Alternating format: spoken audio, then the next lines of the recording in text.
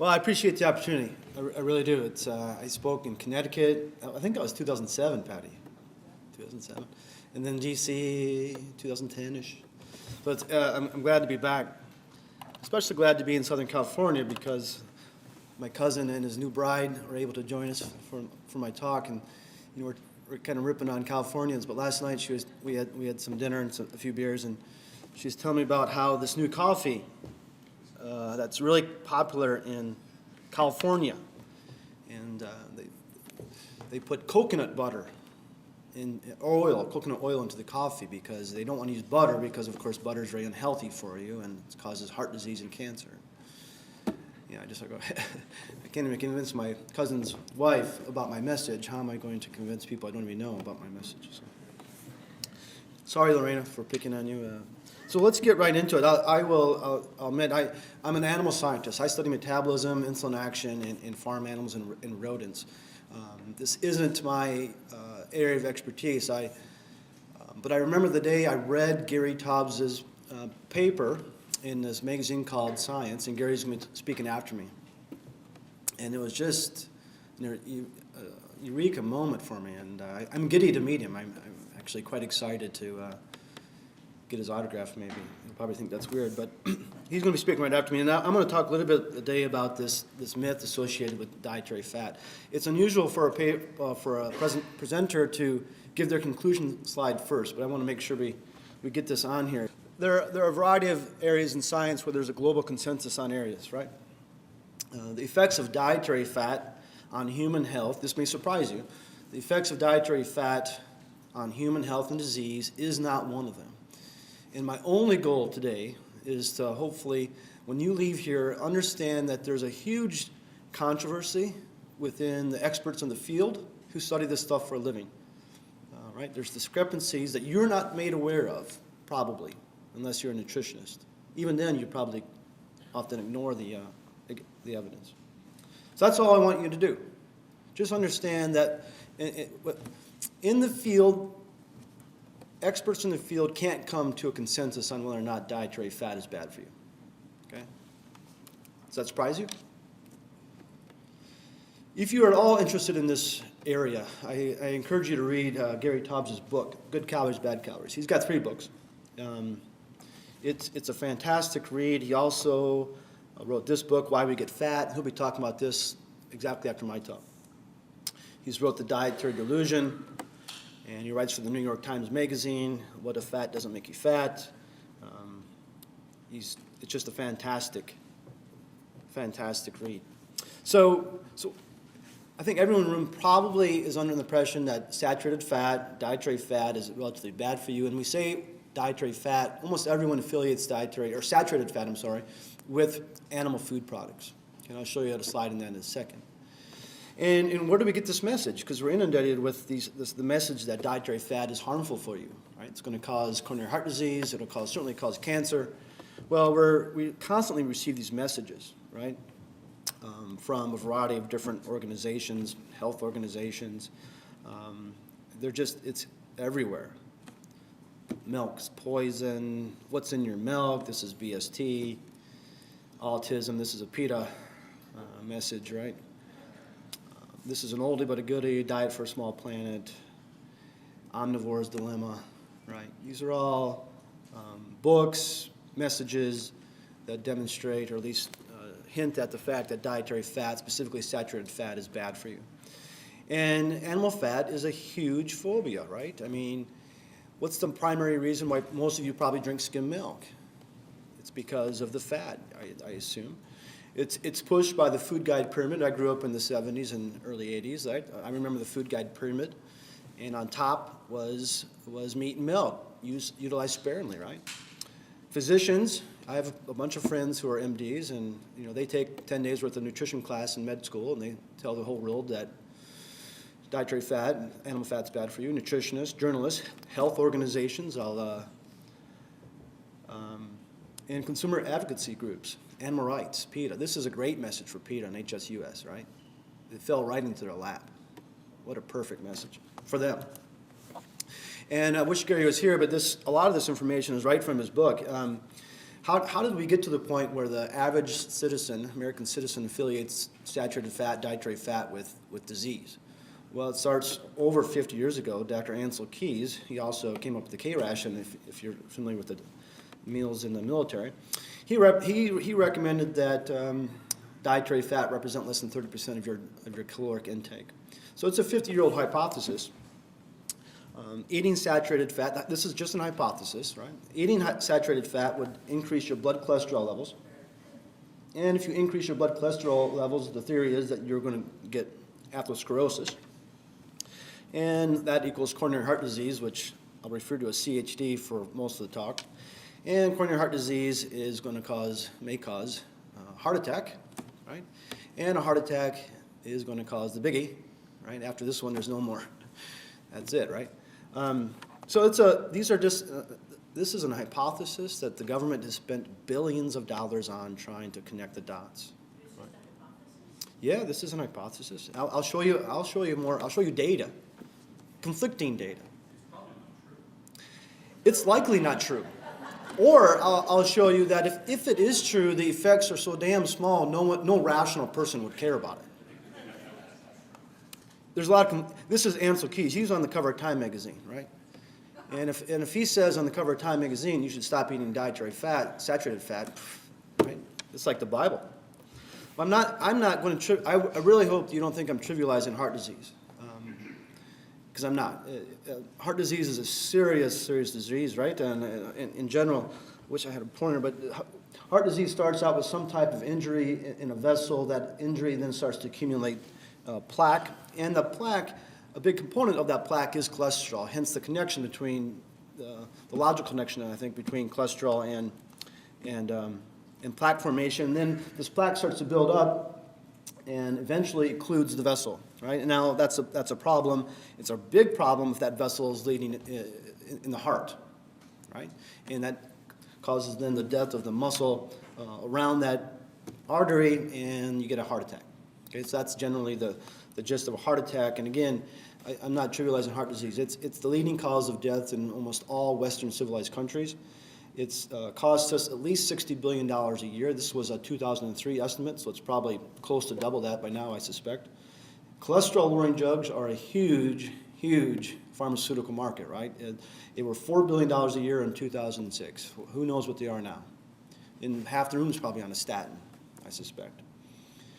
And of course, identifying coronary heart disease prevention strategies or mitigation strategies is a global effort, right? Every civilized country on Earth is trying to come up with some type of strategy to prevent coronary heart disease.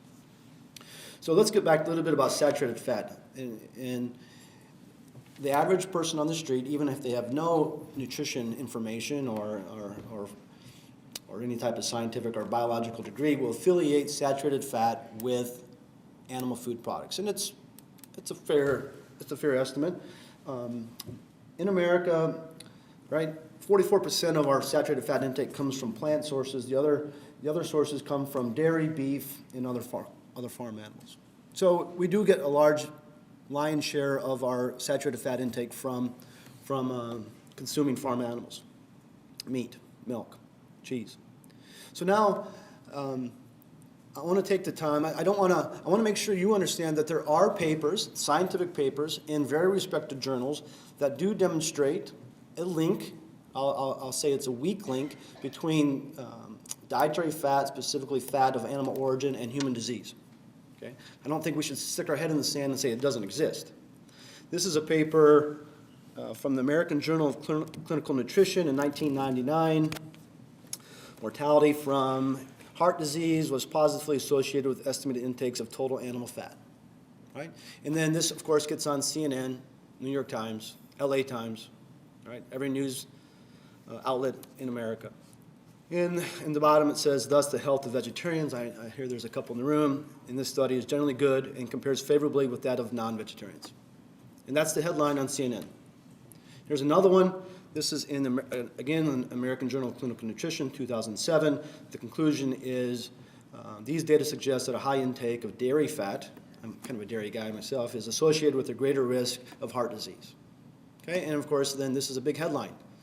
It's on CNN, right? It's in the papers. And we get beat over the head with this, and eventually it becomes dogma. So I want to talk a little bit about this risk. If it is true, how big of a risk is it?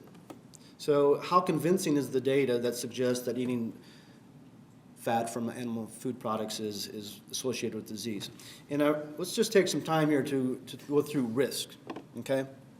Because these type of studies are all based upon relative risk versus absolute risk, and I'll explain what the difference is.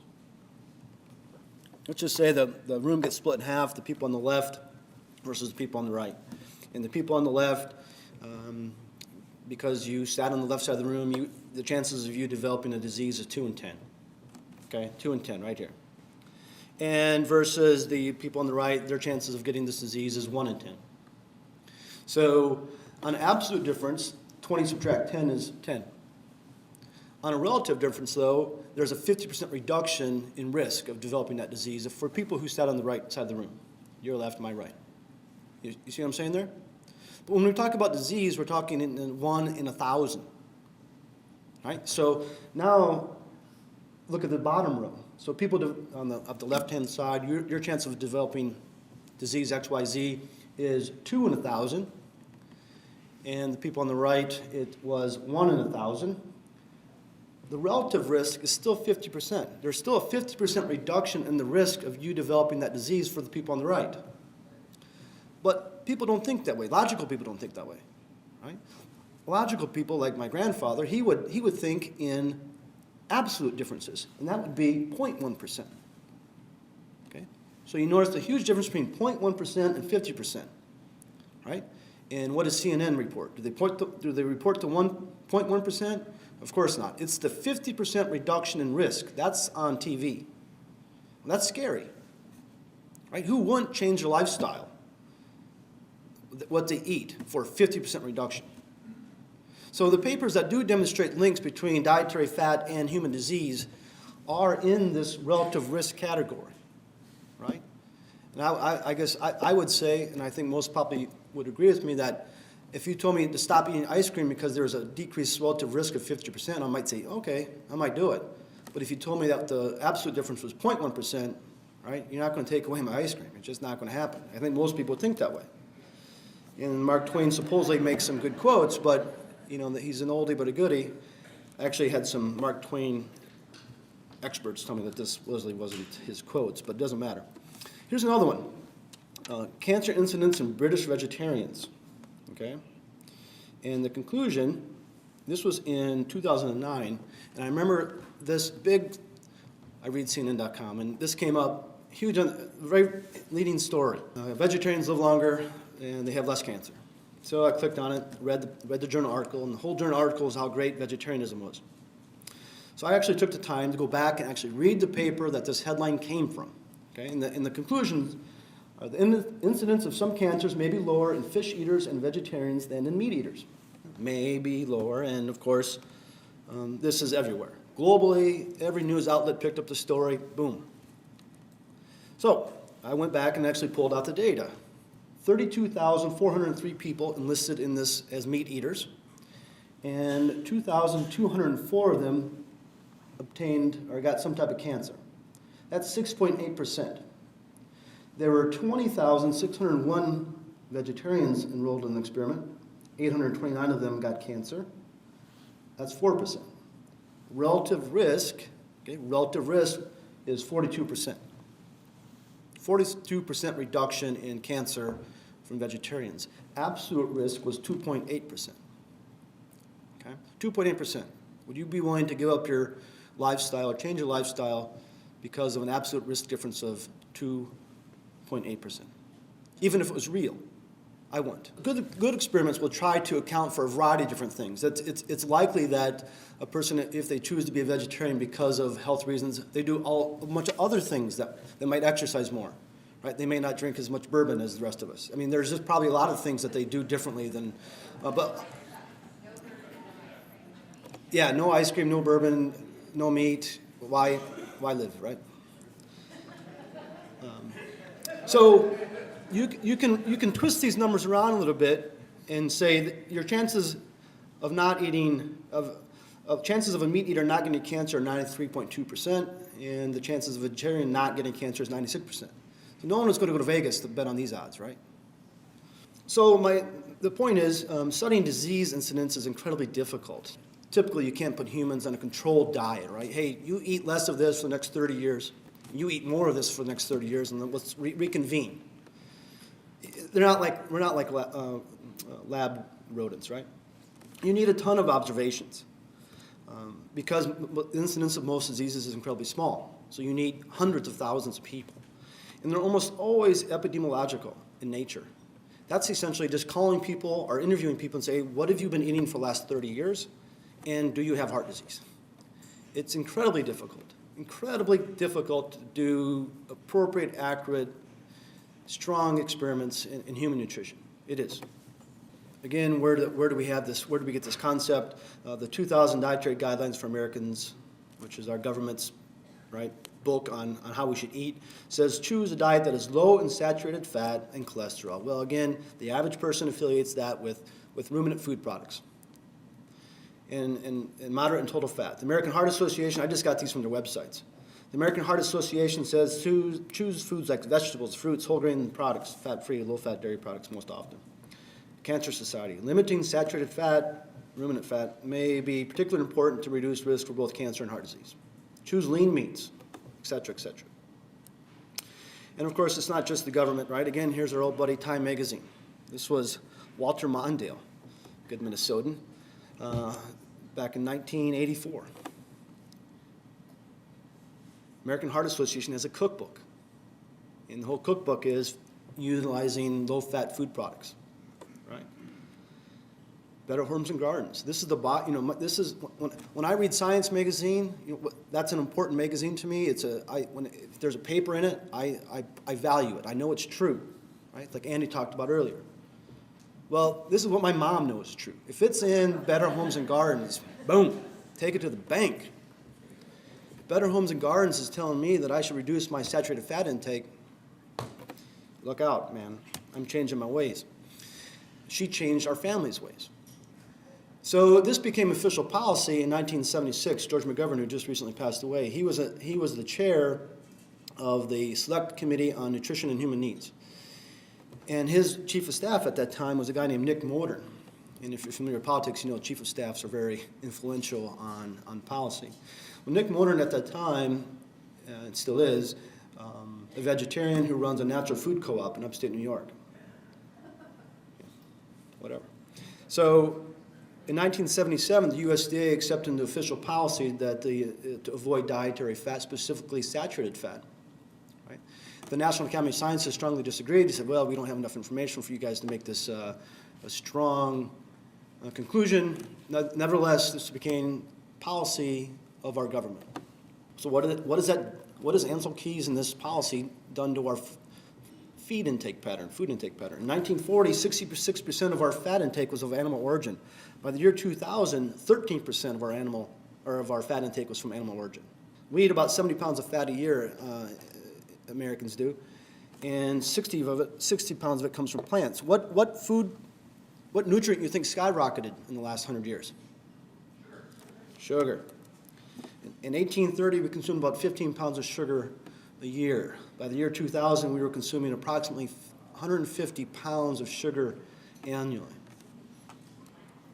So what has that done to our, this is dairy. Like I said, I'm very interested in dairy. Total milk consumption on the x-axis is year, per capita consumption on the y-axis, or the vertical axis. Total milk consumption has gone down, but really look at the second line down. This is whole milk, right? I was born in 72. Where's it at? Right here, 72, on the far left here. We drink whole milk until I was about 10. That's 1980. And my mom got the message, right? She got the message from Better Homes and Gardens, et cetera, et cetera. Whole milk is bad for you because of the fat content. So we switched to 2%. My dad, my sister, and I, there was an uproar, but she buys the groceries, so, and she thinks she's doing something healthy for her family. God bless her, right? So by 1985, she still gets this message. Fat is bad. Saturated fat is bad. So now we're down to 1% milk. Again, another uproar. Mutiny. But she still buys her groceries. 1990, she skips the skim milk. Thank God I moved, I got out of the house. I have to get to college, right? I tease her, and she knows I do this, but, right, she's making decisions that she thinks is best for her family, right? Of course. But that just killed whole milk consumption. Of course, skim milk goes up. And the same thing happens for egg consumption, right? The 60s, 70s, and 80s were brutal on egg production because of the cholesterol and fat-associated health concerns of eggs. Hopefully now that's starting to rebound. Now I just want to give you, I just want to demonstrate the controversy within the field. These are the papers that never make it on CNN.com. These are the scientists that never get interviewed by the LA Times, okay? This is a 1982 paper that was an actual controlled experiment where they took 12,866 people, men, in this age group that I'm now in that is likely to get some type of heart disease, 35 to 57-year-old men. And they were broken up into special intervention groups, and they were told to eat less saturated fat, eat less meat, exercise more, drink less bourbon, be a healthy man, right? And then the other group, just keep doing what you're doing. You're a control lab rat, okay? And they followed them for 7 years. So here's the data. So CHD, remember, is coronary heart disease. The special intervention, SI group, in that 7 years, 1.79% of them died from a heart attack. The control group, right, people who were allowed to eat whatever they wanted and drink whatever they wanted and lay on the couch and watch football, 1.93% of them died because of a heart attack. And that was not statistically different. Those numbers were identical statistically. Interestingly enough, total mortality, regardless of the disease or why they died, was statistically higher in the special intervention group. Okay? The group that exercised, were supposed to exercise more, were supposed to reduce their meat intake, supposed to reduce their drinking, etc. They actually, their likelihood of dying was statistically increased. Bourbon reduces stress. Bourbon, yeah. We'll reduce some stress tonight, hopefully, you and I. Do you know what cause of death was statistically higher in the special intervention group?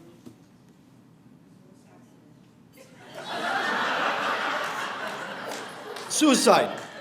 Suicide, this is not phony, but the incidence of suicide was statistically higher in the special intervention group. That's no shit. I'm not lying. So, drink your bourbon, eat your bacon, enjoy life, right? Okay, that was 1982. That, of course, never gets on CNN.com. This is 1998 in the Journal of Clinical Epidemiology. A scientist, an MD from Sweden. He says the harmful effect of dietary saturated fatty acids and the protective effect of dietary polyunsaturated fatty acids, or the type of fats you get from plants, on atherosclerosis and coronary vascular disease are in question. So this is 1998, over 10 years ago. Here's another one. It seems appropriate to question the wisdom of recommending that all Americans should replace dietary saturated fat with carbohydrates. This is not year 2000, American Journal of Cardiology. That's not on CNN. This is in Preventive Medicine, 1999.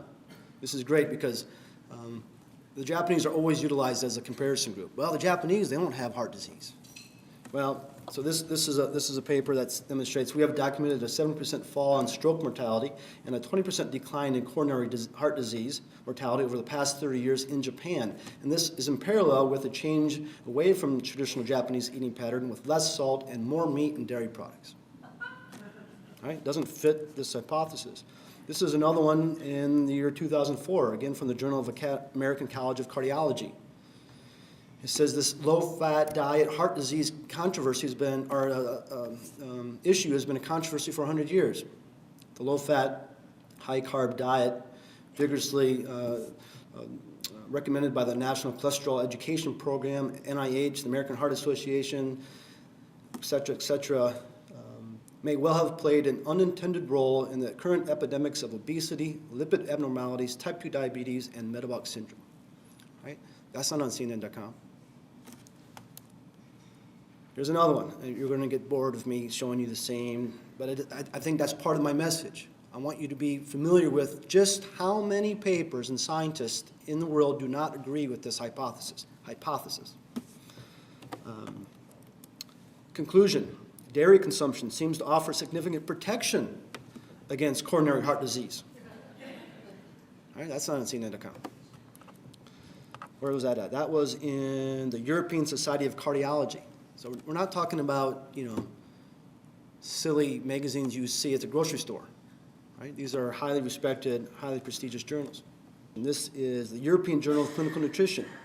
Our study suggests that the intake of dairy fat or some component in dairy products may protect people at increased risk of having their first heart attack.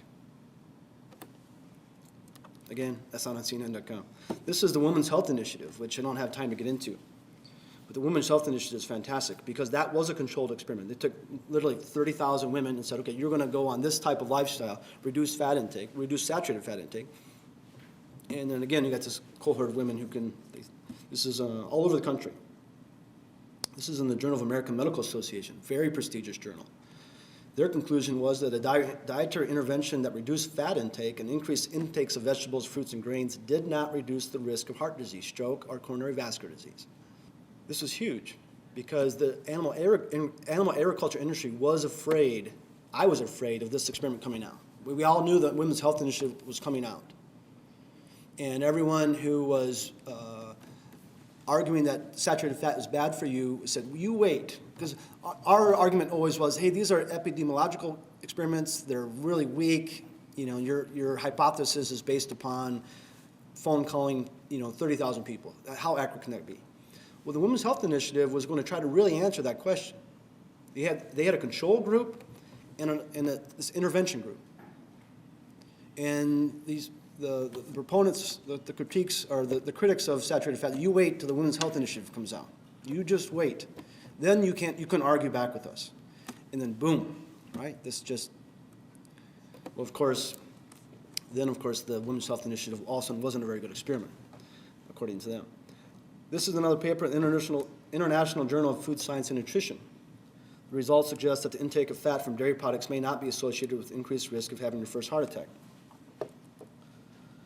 This is in the European Journal of Nutrition. There is no clear evidence that dairy food consumption is consistently associated with the higher risk of coronary vascular disease. This is in the 2011 American Journal of Clinical Nutrition. Prospective studies indicate that milk intake is not associated with total mortality, but maybe inversely, okay, exactly opposite, associated with the risk of overall coronary vascular disease. This is just some more, and I'm not going to waste your time on it. Another one in the Journal of Clinical. This is a 2012 paper, a review by a scientist saying, where's this coming from? Why are all of the nutritionists and MDs telling everyone to stop eating beef, milk, pork, and chickens? Because the scientific evidence doesn't support this chronic message we're getting from people. And this was fantastic. I sent this to all my human nutrition friends, and they threw tomatoes at me, but this is a paper demonstrating that vegetarians actually have an increased risk of having heart disease, and they're trying to figure out why that is, and the conclusion is the low dietary intake of protein and sulfur amino acids that are typically found in meat by a plant-eating population leads to a subclinical protein malnutrition, explaining the origin of hyperhomocystinemia, which is a type of amino acid, and the increased vulnerability of these vegetarians subjects to cardiovascular diseases. Right, so there are some vegetarians are vegetarians because of this health reason, and it may be just the opposite. Is that Gary Tobbs in the back there? Hey, Gary. It's not Gary? Okay, it is Gary. How long you've been here for the entire talk? Okay, I'm very excited to meet you.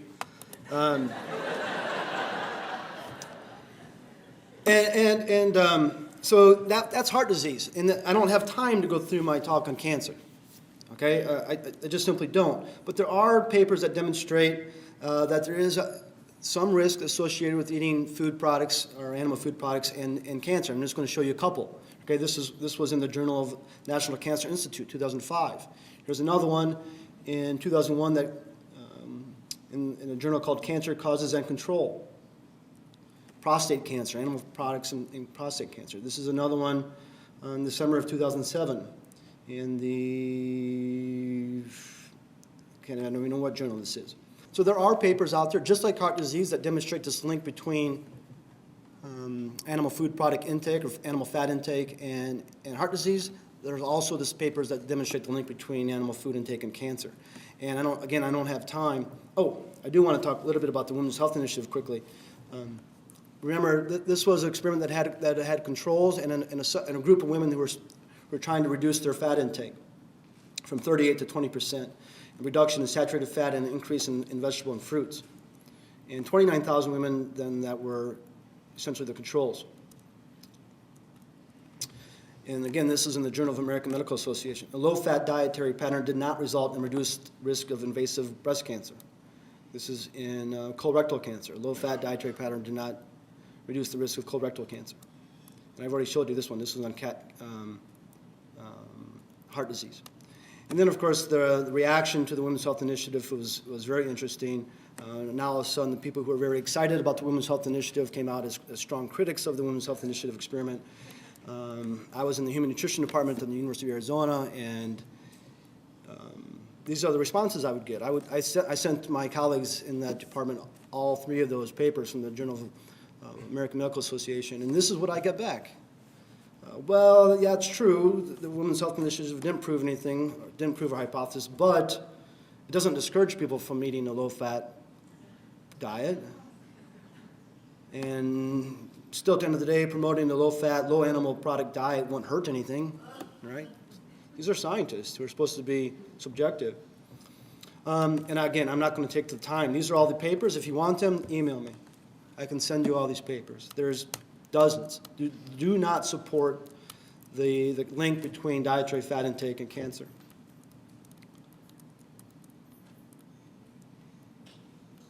And the reason I'm just showing you all these is because that's part of what the message is. There are just so many papers, so many scientists that do not agree with this hypothesis, this connection.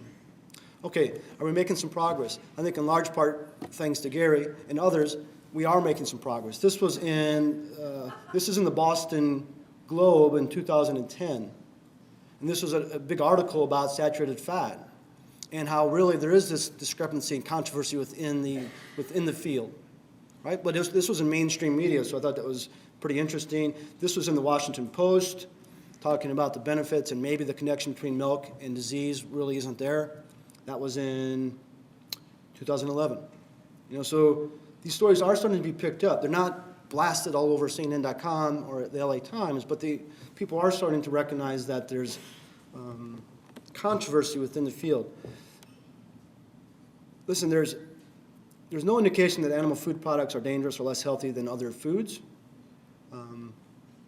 The reasons that I put increase there in quotations because really the incidence of cancers and heart disease are probably going down. But if there would be going up, it's because of maybe sugar, maybe obesity, better and early diagnosis of disease, and of course we're living longer. And these are age-related diseases. So when you live longer, the likelihood of you getting one of these diseases is going to go up, right? That just, I hope, makes sense. There are things associated with these diseases that have much stronger connection than your feed intake or your food intake. Feed, I keep talking like an animal scientist. Your feed intake, like you go up to the trough or something. Where people put fat is important. And men, unfortunately, put it in our stomachs, right? In our abdominal region. That is associated with some diseases. I think this might be a quote right from Gary's book. Despite decades of efforts and billions of dollars of research support, there's still limited and inconclusive evidence indicating that altering your fatty acid profile intake is going to do anything to cancer and heart disease. The link between saturated fat and specifically animal fat with human disease is ambiguous at best.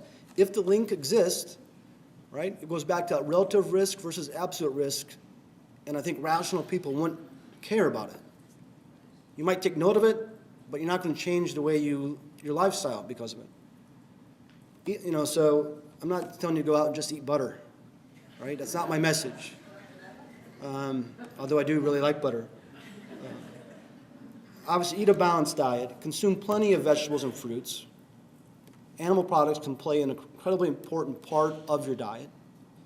Maintain a healthy body weight. Get some exercise. And I'll take any comments or questions or slurs or that you have. I didn't talk about PETA or HSUS. I got some slides on that if you want. But like I said before, this information just fell into their lap, right? It's perfect for them. If they can't convince you to be a vegetarian based upon ethical reasons, maybe they can convince you to be a vegetarian based upon healthy reasons. You know, this is Factory Farm, this is a PETA billboard, this is a PETA magazine, or Physicians Committee for Responsible Medicine, which is a front, of course, for PETA. I think everyone in the room knows that. Meat kills, go vegetarian. This is the autism that you just mentioned. Then, of course, they're really going to get you at you with your, right?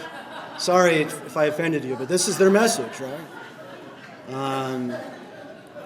Go and, you know, makes you more fertile. I don't know why you would want to be more fertile. But, this is another one, right? This is trying to get your attention. And then, of course, if you let your kids eat burgers, they're going to end up like this obese little guy, right? And this is a classic one. This guy was probably a University of Iowa Hawkeye fan, it looks like.